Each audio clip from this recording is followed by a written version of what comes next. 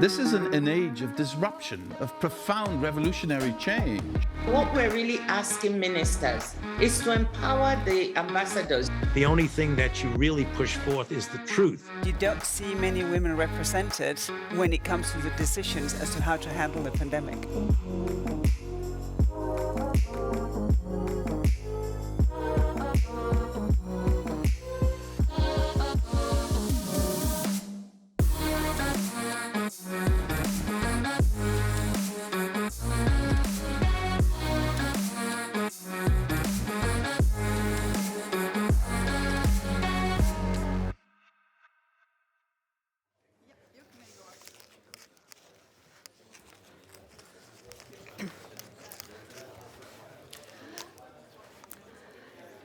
Hello and welcome. Welcome to this panel, which is entitled "Industrial Development and a Greener Future: Can Europe Have Them Both?" I'm Federica Di Sario. I'm a climate reporter here at Politico Europe, and I'm very happy to be guiding you through this panel.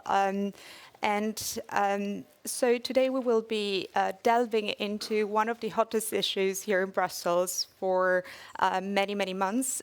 This is the European response to the US Inflation Reduction Act. I'm sure you cannot be bothered anymore to hear about this, but here we are. So it's been a year since the US has adopted this massive green spending package of $369 US dollars, and it's taken quite a few months for the EU to respond, to come up with a legislative bill that can lay out the incentives for the European clean tech industry to be ahead of the curve and not to be threatened.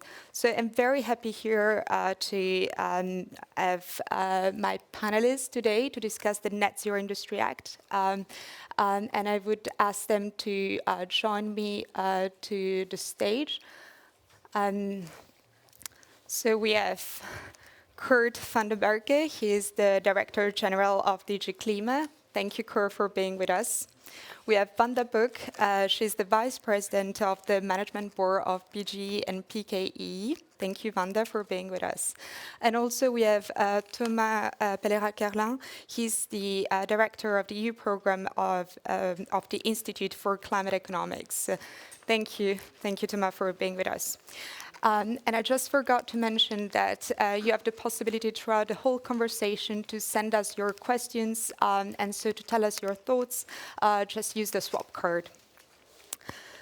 Okay, so before we start, I think it would be a good icebreaker. I don't know if you agree with me, but to tell me a bit more how it felt. You know, it's been, as I said in the introduction, it's been a year almost, last August, that the US dropped this bombshell on Europe of the Inflation Reduction Act with all that it entails for the green industry, for the clean tech industry in Europe. Kurt, can you tell us how you felt when this happened and what your first reaction was and how it eventually changed over time, over months? Sure, happy to do this, and thank you, by the way, for devoting attention to the hot issue, as you say, in hot Brussels, the Net Zero Industry Act. Maybe looking back at the IRA, I think what we needed at that time was to understand better what is in the IRA. And the first reaction was very good that the United States is back in the climate space. Very good that finally they passed something to Congress that will really make a difference for global climate action. So this was definitely welcoming, and we still welcome this. At the same time, of course, we very much regret the discriminatory elements that are in the Inflation Reduction Act. And we have also stated this very clearly to our US friends, that we welcome them back in climate policy and in ambitious climate action, but we regret strongly the discriminatory elements like the local content requirements for the clean tech and electric vehicles, etc. We've been discussing now with the US administration for quite some while. We're finding solutions or beginnings of solutions. But the way we are taking it now is that the IRA is welcome, but it's also a strong wake-up call for Europe to get its act together. And that's what we've done, first with the Green Deal Green Deal Industrial Plan earlier this year, which is setting out our broad agenda on the industrial strategy that we need to realize our climate neutrality goals. Often there is a bit of confusion between the Green Deal Industrial Plan and the Net Zero Industry Act, because the Net Zero Industry Act came a bit later, on the 16th of March, I was reminded in our conversation, and that only deals with one aspect of the Green Deal Industrial Plan. But so in a nutshell, good that US is back. It's a wake-up call for us in Europe. We are getting our act together, and obviously it's a challenge for us that we will need to take on heads on. Thank you. Wanda, a kind of similar question to you as well. I mean, here you represent the voice of the business. So how do you think, at least being based also here in Brussels, but having very close contacts back home in Poland, how has it been received by the business community, the IRA, and how happy are they with the Net Zero Industry Act so far? And just let's stay very broad right now, because we will get into the details later. Well,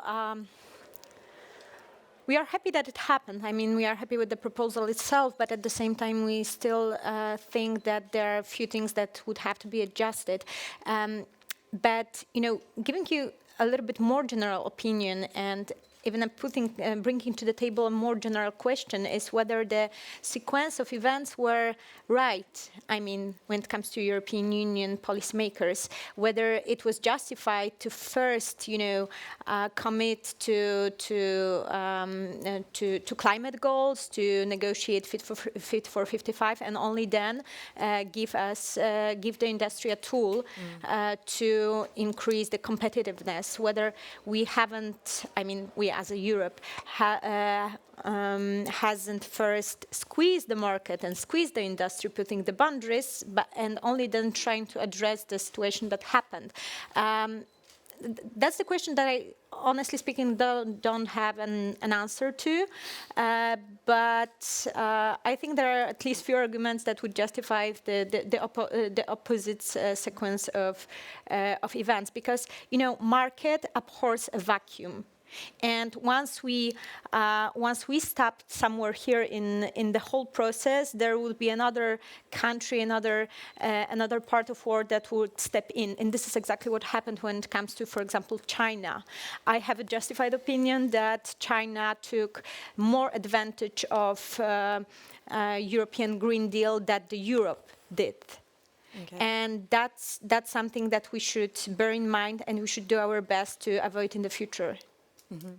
Thank you, Wanda. Yeah, that's a legitimate concern, even though Kurt himself said it has been a wake-up call. So in a way, it underlines the fact that, yes, maybe we should have discussed, we should have tried to be more strategic before. Thomas, what's your view on this? And how did you personally receive the IRA? Did you immediately saw the risk and the threat that it entailed for the European clean tech industry? So back in August, when at the time I was still working with another think tank called the Jacques Delors Institute, and we had been working a lot on EU-US relation. And when I saw the Inflation Reduction Act, at first I thought it was great. I mean, that's the best climate policy the Biden administration and the US Congress can pass. Had it not been for the Inflation Reduction Act, there would be no future for climate policy in the US. Now they're going to have, they created an investment framework that is great, that is going to cost a lot of money, but for the federal government in the US, that's something they're ready to do. And that is going to create thousands of jobs, hundreds of factories, especially in what they call in the US the red states, so the places in the US, like Texas, like the Midwest, that are heavily Republican. And that's marvelous politically, because the people that will win the most from climate policy are the people who tended to be against climate policy. And so medium term, it will turn US Republicans into pragmatic, pro-clean tech people, just because the jobs and the factories are in the states that are run by Republicans in the US. When it came for us in Europe, I think we would have been okay if we had had a long-term investment plan. I think what the US did, which is great by and large, and I could criticize the Inflation Reduction Act on small details if you want to, but what is great with the Inflation Reduction Act is that it's investment at scale. It's uncapped, so it's between $400 and $1,200 billion of investment, public investment. So the public subsidy can be as high as 1.2 trillion, which seems like a lot, but it's, it's just half of the cost of the war in Afghanistan, if you want to put that in perspective. You're talking again from a US perspective on that side. It's very granular. So you know that if you want to produce renewable hydrogen using renewable electricity, you will get a $34 per megawatt hour of renewable electricity subsidy that you can combine with a $3 per kilogram of renewable hydrogen, a $3 subsidy. And with that, you've just created a business case for renewable hydrogen in the US. And they have a lot of projects that are building up, and some of them are absolutely massive, like in Texas. The thing we need to do in Europe is to learn what the US did, learn from the positive aspects, long-term, predictable, granular, and then see what we can do. What we can do ideally, potentially after the European elections, and that is a long-term EU clean tech investment plan. And what we may do today to pave the way, using some instruments that we have, like the Innovation Fund, in order to build pilot projects that can pave the way for the clean tech investment plan that we need in Europe if we want to stay in the game. Okay, thank you, Thomas, and thank you for mentioning already one of the most burning issue, which is the funding part and the predictability as well of the investment. So I would like to come back to the basics of the Net Zero Industry Act, because I feel we haven't really delved enough about it. So just to remind you, for those who don't spend the entire day looking at it, so the main goal, the overarching goal, is this 40% target. So we say that the European Union collectively should be able to manufacture the equivalent of 40% of its future demand by 2030. So there has been a bit of criticism about this headline target because while it offers a direction of travel for the industry, and we kind of say, okay, we want to step up our manufacturing capacity in clean energy technologies, at the same time we define a headline target which is horizontal for all the different sectors. I would like just to pick your brain on this, and how do you think, like, how useful is it to have such a high level target? Is it really how confident are you it's gonna prove like a very important signal to the industry? And I would like to get all your opinion. Kurt? Sure, happy to take that one. But I also would like to answer a little bit Wanda's question about incentives or targets first. Okay. What I really would like to stress is that we did not come only with the legislation. We also came with a lot of mobilization of funding. In early 2020, we already presented a Green Deal investment plan. Then we had the pandemic, and we came out stronger for climate action through the pandemic with the Next Generation EU, which mobilizes 800 billion euros, of which now, coupled with Repower EU, around 50% will go into clean tech, renewable energy, green solutions, etc. So it is not as if there is no mobilization of funds or incentives for the economy, the economic operators in Europe. What is true is that in Europe, it tends to be much more fragmented than what the IRA is offering.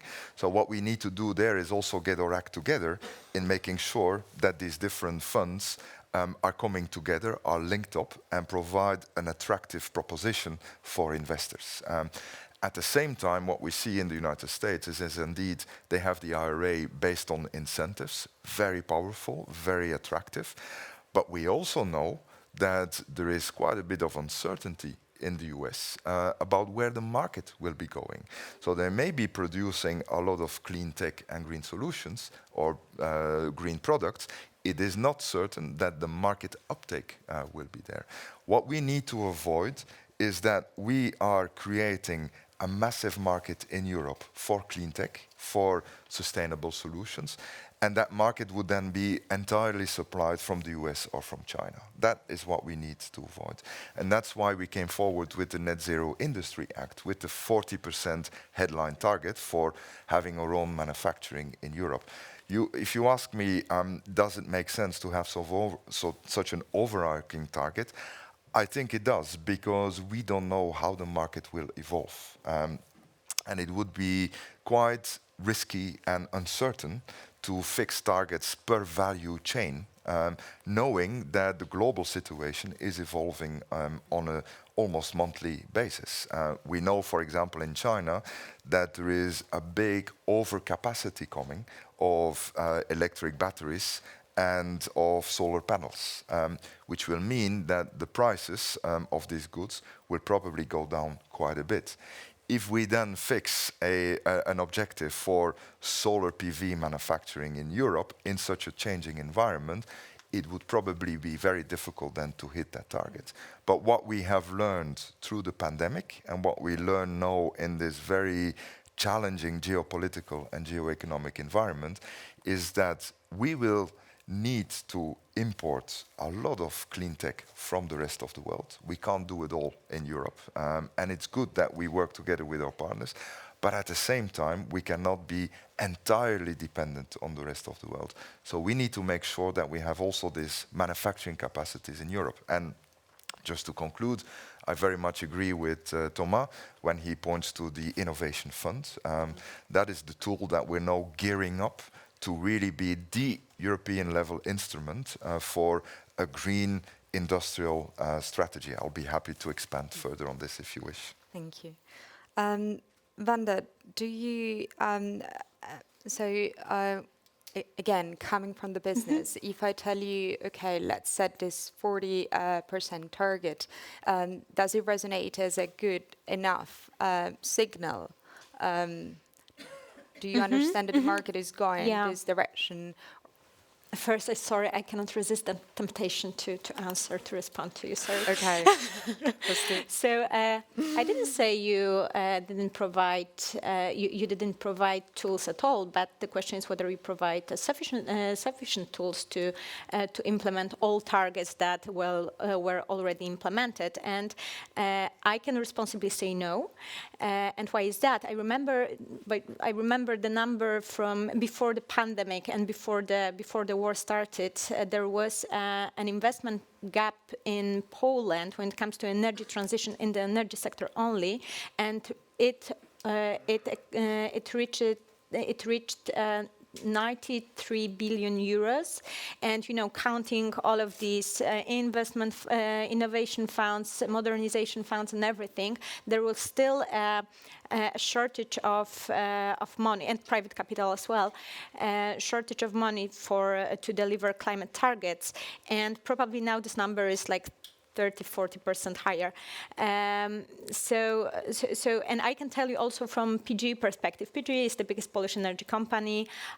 We are in a transition process, so we still have a coal and lignite in our portfolio, but at the same time we have ongoing projects on the Baltic Sea when it comes to offshore and onshore, a lot of onshore and photovoltaic. So I can tell you that we, for last 2 years, 2021, 2022, spent 6 billion euros for EU ETS allowances, and we got like 6 million euros from modernization fund for green transition. And it's not because we are not investing a lot into renewables. We do, trust me, we do. Every penny we invest into renewables, and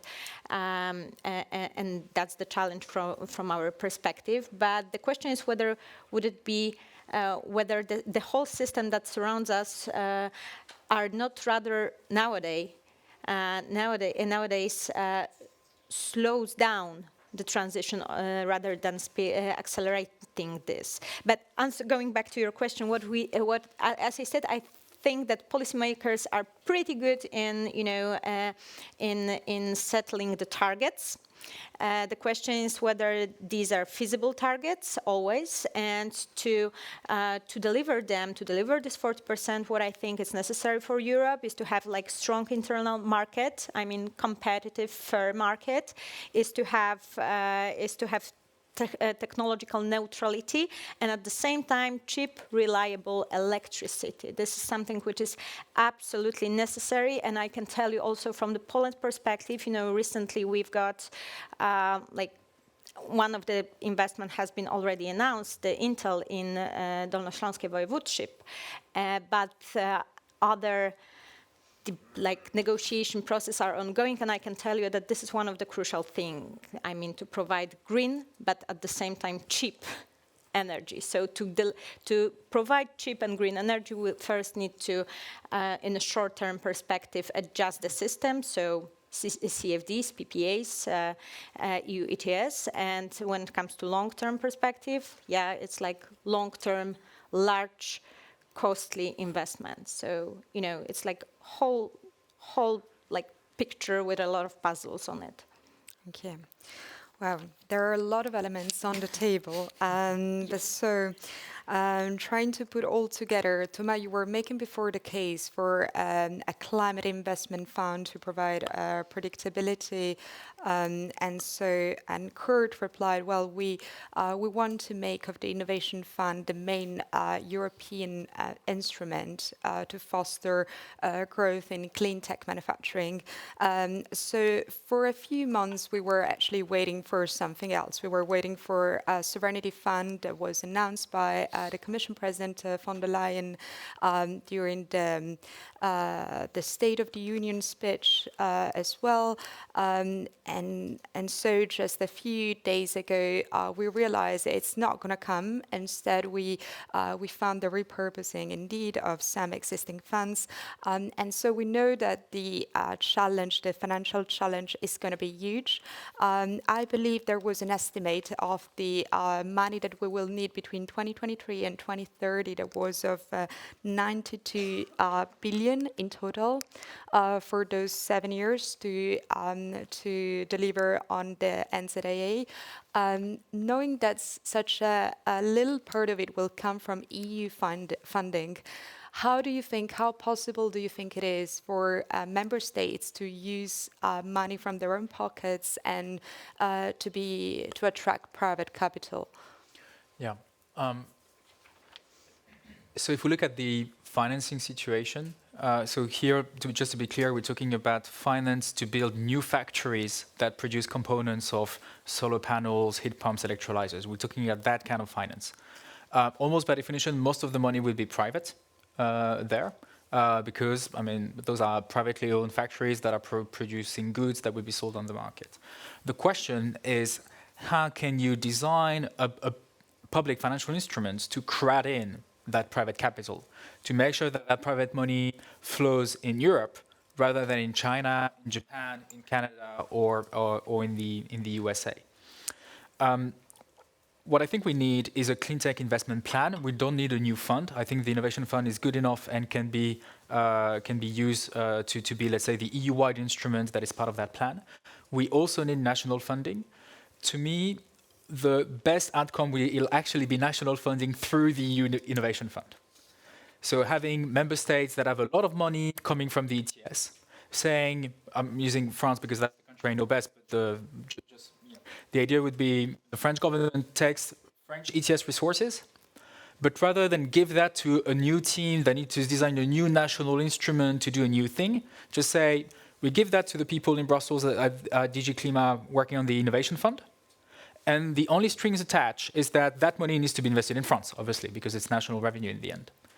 And here you can have the Innovation Fund acting as a one-stop shop for all clean tech projects. So whenever you have a clean tech manufacturing project, you can answer a call of the Innovation Fund to apply for funding. If your project is really best in class, you get EU money. And if it's very good, like you are in the top 10%, but you're not in the top 5%, because sometimes only the top 5% get the money. If you are, let's say, in the top 10%, you get some national money that the member state has put in that national window of the innovation fund, and if I may call it that way. That would be, to me, a smart instrument to ensure that we have money in a way that is coordinated at EU level.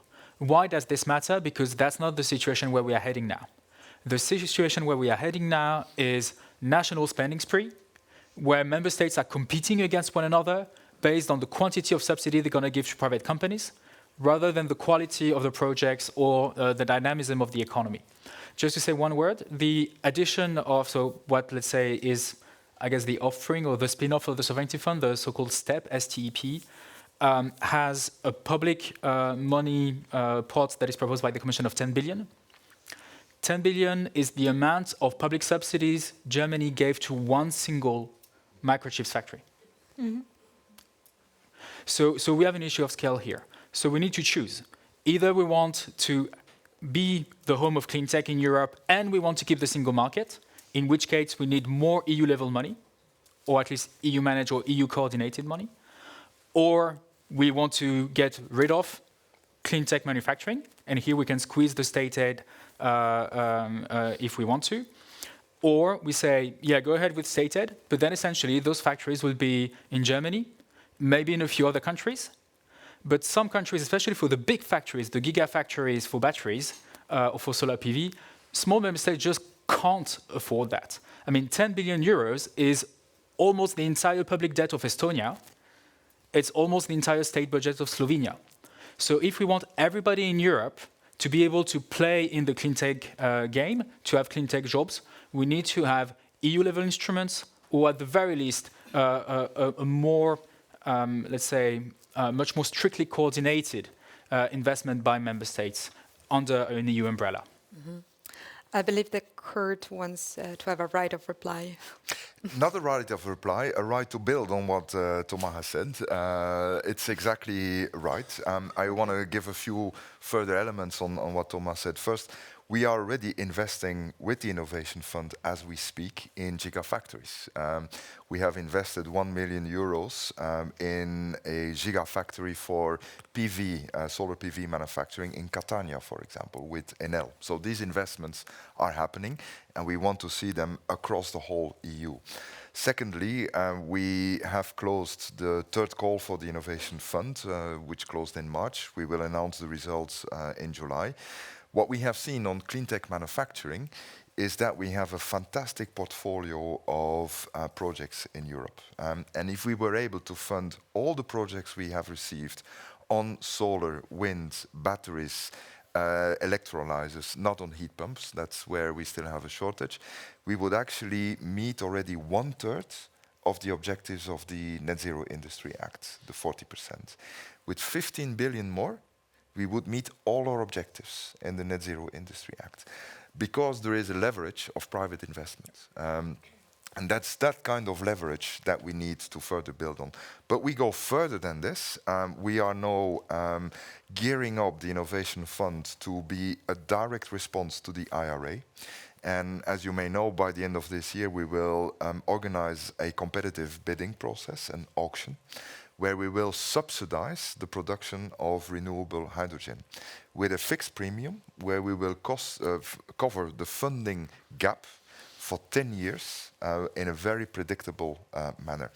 And we will not only repeat this in the next years, we can also expand this to other areas of clean tech, like battery or electrolyzer manufacturing. But what is really interesting now, and that's part of our proposal last week, is that we are proposing this as a service to member states, so that the member states can come in, pick up those bids on their territory, and fund them with a facilitation of state aid notifications. We are working very closely with our colleagues in DG Comp on this, so that we have aligned and synchronized procedures. And the member states will have a lot of money. They have the cohesion funds, they have the RRF funds, they have the modernization funds, and they will have, between now and 2030, 400 to 500 billion euros of revenues from emission trading, which they are obliged to reinvest now in climate and energy. This is a revenue from the ETS, but it exactly gives the possibility to member states to invest in that clean tech manufacturing. And like Thomas has said, we would hope and wish, and we will convince the member states to use a single market instrument like such EU-organized auctions, competitive bidding, to make sure that we are coherent in a single market and that these kind of clean tech manufacturing capacities are present across the EU single market. Do you think this could be a blueprint for other sectors as well, not just for renewable hydrogen in the future? Exactly so. So we are starting now with the first pilot with 800 million euros for renewable hydrogen. If this works well, and we believe it will, we will repeat it with more money in the years to come. But we can also expand it to other value chains that are in the Net Zero Industry Act, like, for example, solar PV manufacturing or electrolyzer manufacturing. Obviously, what we will need to do is to make sure that we target those auctions on those parts of the value chain where we have a critical gap or vulnerability in Europe. Because you cannot simply say we do an auction for solar PV. We really will have to target this to where the EU has a critical gap. And that is something that we're very willing and open to discuss with all the different sectors involved. And before touching upon this topic, which is the need of being selective when we talk about clean energy technologies, I would like to ask Wanda, you know, of course, the ecosystem in Poland. Do you think that the incentives that Kurt and Thomas now have talked about would work in the environment that you know so well? So for stimulating, for instance, clean technologies in Poland, and so that you would also resort to SPG? Well, first of all, you know, like funds are always welcome by the business, you know. It's like, so if we are talking about giving additional funds to the industry, giving more funds to the industry is always welcome. But at the same time, you know, I have a concern in mind whether we are going into right direction, because we are going to if I understand you both correctly, you want, you know, the whole European system to be centralized, to be, you know, to be gathered in one hand on the European Union level. It's also, and one of the consequences is over-regulation as well. And I think that this kind of approach is much less effective than fair competition between European countries, and I can already tell you, I can already see the consequences of you know, centralized approach. I don't know whether you know, but Poland is the has the second place when it comes to lithium-ion battery production on the world. You know, last year we overtook US, and we are only behind China, and that sounds at the first glance like a success story for Europe. But then we have to dig deeper, and when what we know, we found out that only 14% of global capacity production is in Europe, and 77% is in China. So the question is whether, you know, we achieved the goals, we are achieving the goals successfully, because as I already said, the market abhors a vacuum. So once there is a place for it, you know, other countries will step in and will benefit from our struggles. And also going back to the beginning of what I said, you know, on the European level, there are always also political tensions between member states. We need to bear that in mind. And we can see it also when it comes to the Net Zero Industry Act. Why is that? Because there's a vital, like, ongoing discussion about the nuclear and how to include nuclear in the act. And clearly, you know, this is the debate between countries which are strong enough to put nuclear to the act, but also there are other countries which are not, which are also strong to, you know, to have this, to stop it. But at the same time, I think that, you know, from the energy sector perspective, we know that there is a need to have nuclear in our energy system, because we need to have dispatchable power in the system. So, you know, I'm just like, the bottom line is I'm not a fan of having like one centralized approach, and I think that fair competition is much better to European competitiveness on the area world. Thank you. Yeah, and Tuma, coming back to you, we mentioned it. I mean, we cannot escape it. The nuclear debate is the biggest one. You're in a privileged position to know more about the French nuclear vision.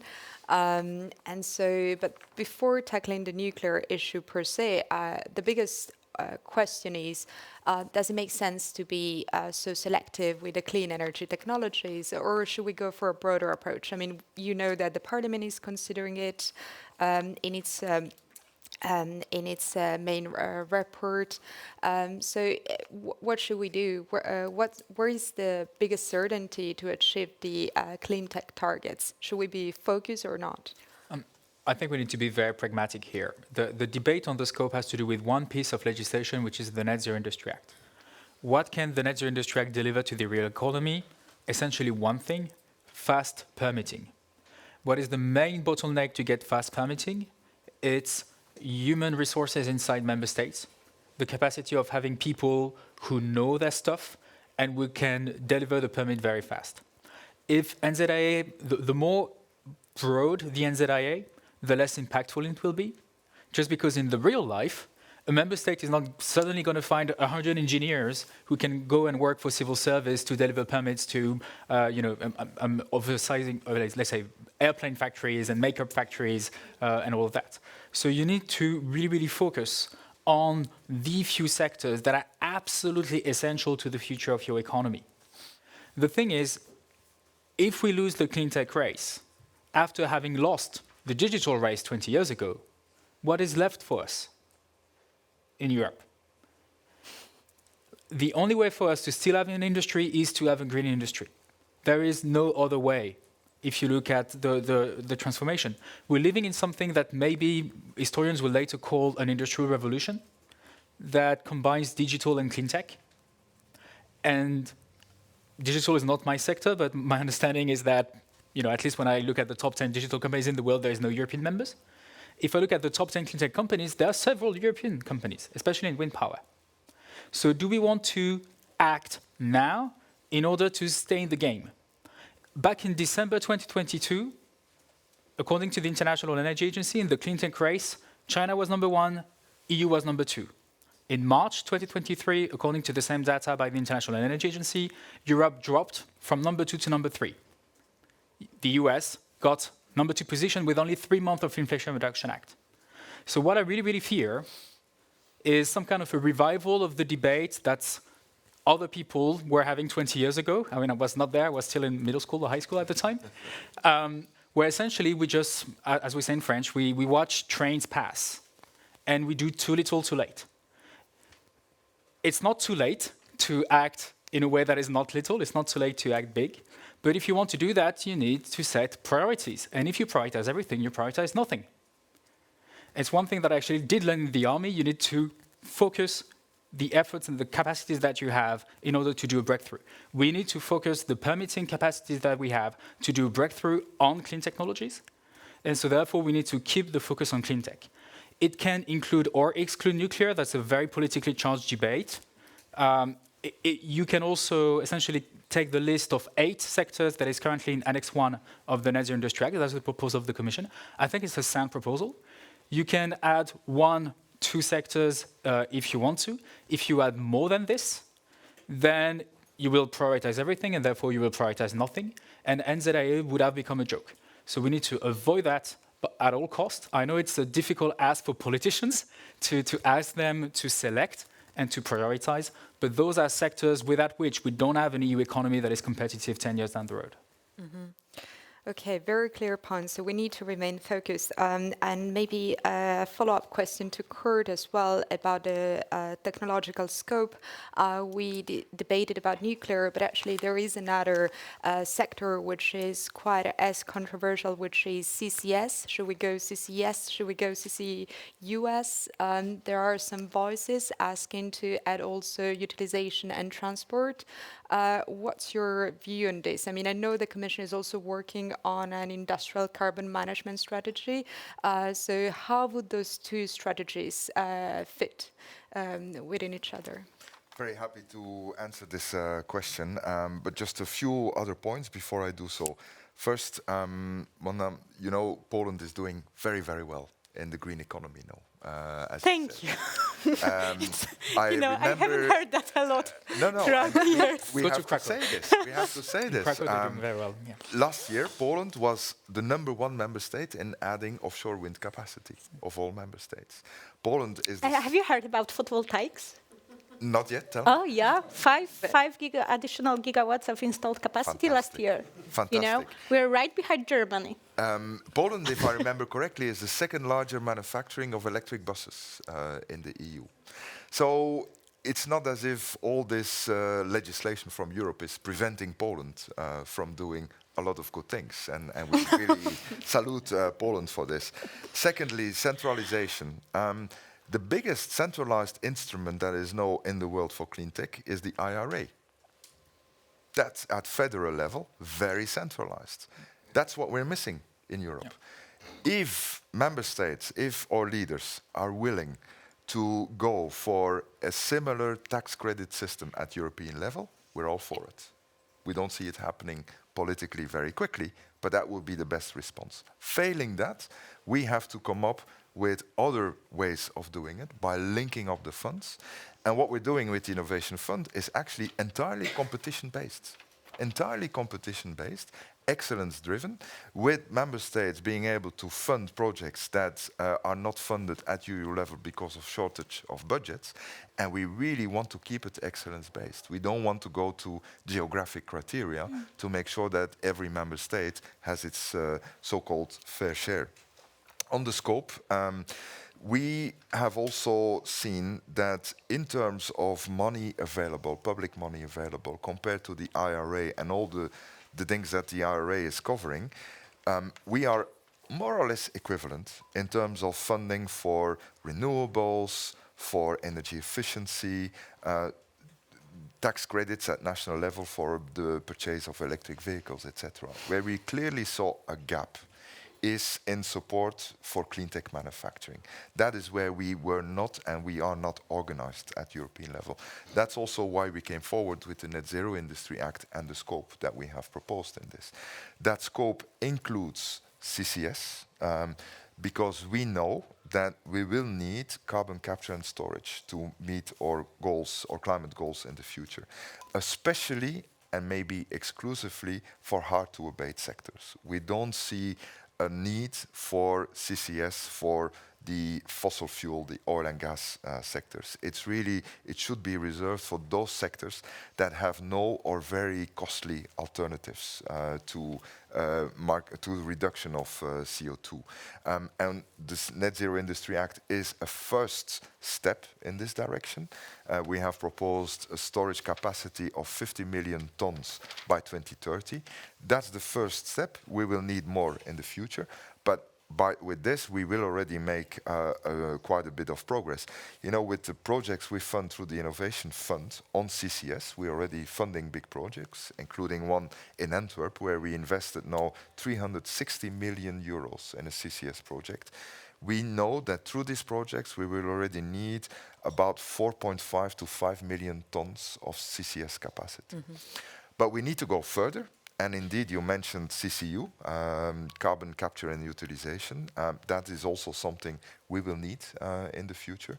So we are working indeed on a strategy for an industrial carbon capture and utilization, a carbon management value chain. We want our industry to be able to rely on a single market for the capture, storage, transport and utilization of CO2 in the future as part of a circular economy and as part of our climate neutrality agenda. Okay.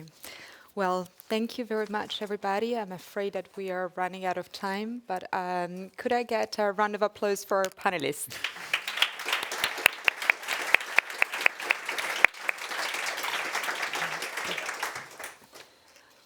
So thank you again, and please remain seated because you're going to have a very interesting panel on critical raw materials that will be moderated by my colleague Antonia Zimmermann. Thank you.